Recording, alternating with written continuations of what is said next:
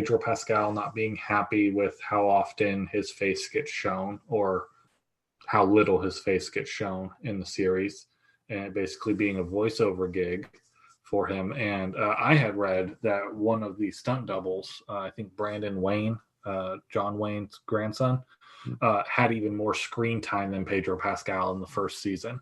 Listen, And I'll do the voiceover for next season. I won't show up on set. I'll sit right here. I'll read it into the mic. You can get some rip dude to do it. I'm good with that. Right? Like I would do that every time. Or I could be the guy in the suit that gets no lines. I'm fine with that also. Ray Park was going to be fine with that and worked out really well for him. Yeah, they're like a Fatalorian, then I could do it. I'm too thick, like the armor wouldn't fit. Like it'd be like my gut be sticking out beneath the plates. So okay, so that is a problem in the 501st. Okay, the 501st, the fan club, not the Star Wars entity, but the fan club. There was a little bit of time, and I'm not a member of the 501st, so this is all secondhand info. So my apologies to everyone I'm about to offend. Please leave a comment. Kyle. Yes, give me the hate mail. Yes, let the hate flow through you. That because the outfits that the 501st required had to be so movie accurate and story accurate and high quality that like larger guys had to be like the Rancor trainer from Return. Like they couldn't be stormtroopers and Mandalorians and everything because they weren't in the right shape.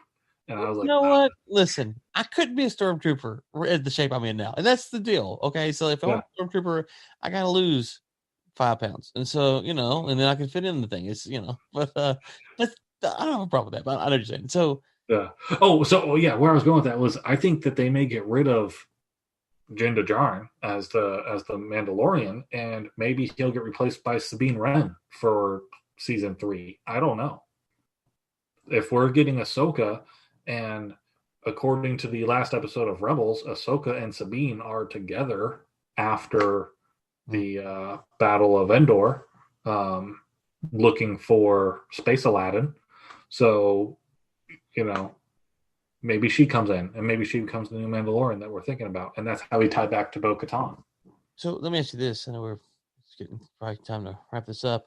Yeah, sorry. No. This is lovely. It's lovely. I was apologizing to everybody else. Oh, yes, we are sorry.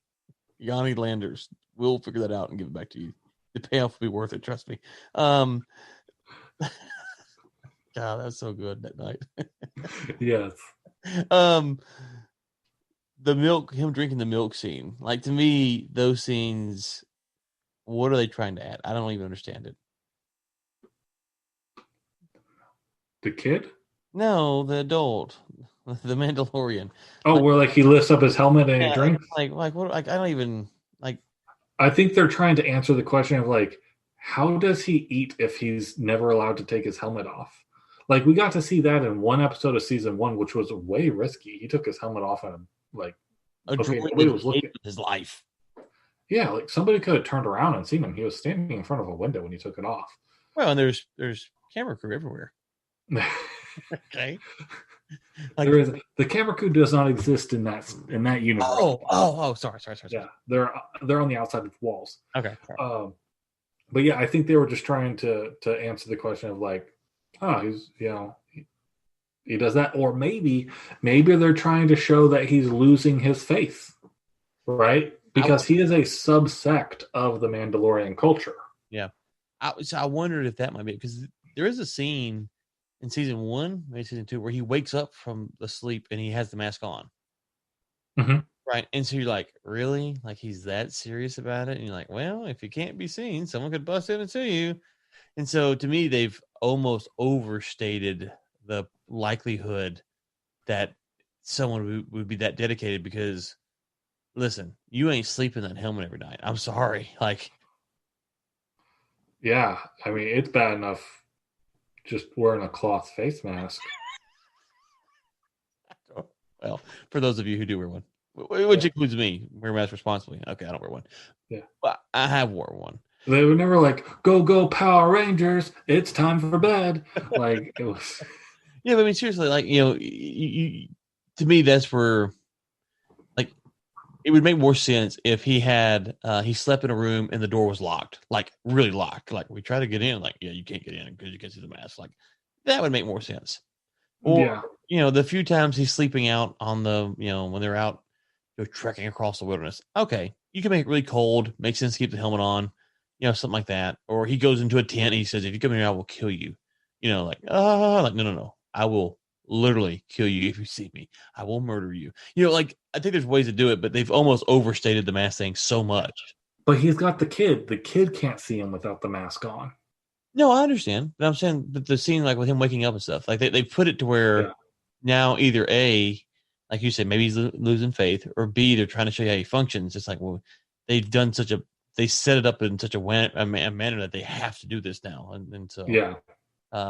it just didn't add anything to me unless it is like he's losing faith in the Mandalorian stuff, which is fine. I don't care about that. That doesn't really, that doesn't.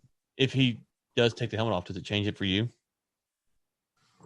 No, I mean, I think that would show growth of the character if he's able to take it off. As far as making it a better story, no, I like the fact that you don't see his face. I never saw Boba Fett's face, and I thought he was awesome. Yeah. So I'm good with it. They're just showing him too much is the problem. Yes, yeah. Because Boba Fett had something like 8 minutes of screen time in between episodes 5 and 6. Right. And so you're with the Mandalorian. I mean, the Mandalorian.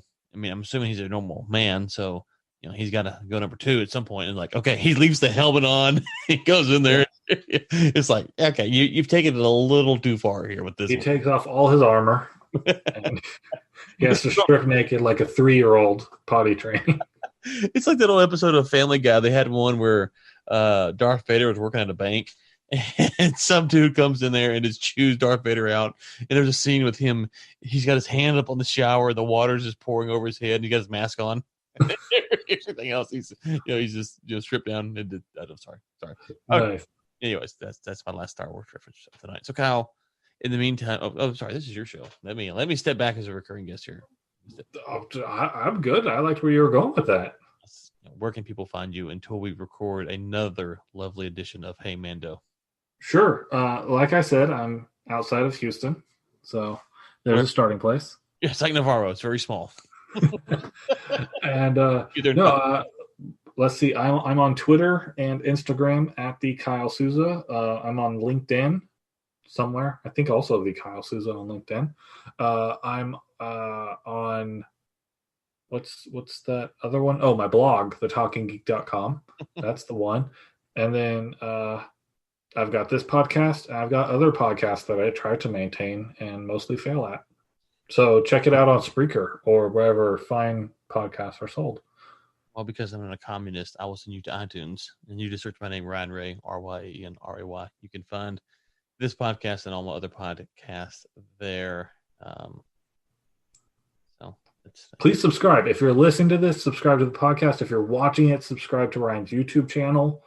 Leave some ratings, some reviews. If you hate it, we understand. We don't need the 1 stars. We already know that. The few who love this, why? Like why? Like help us understand why. Yes. I'll have to explain to my wife why I'm continuing to do this. So that will help. Yes. So there you go. So okay, go. That's all I've got.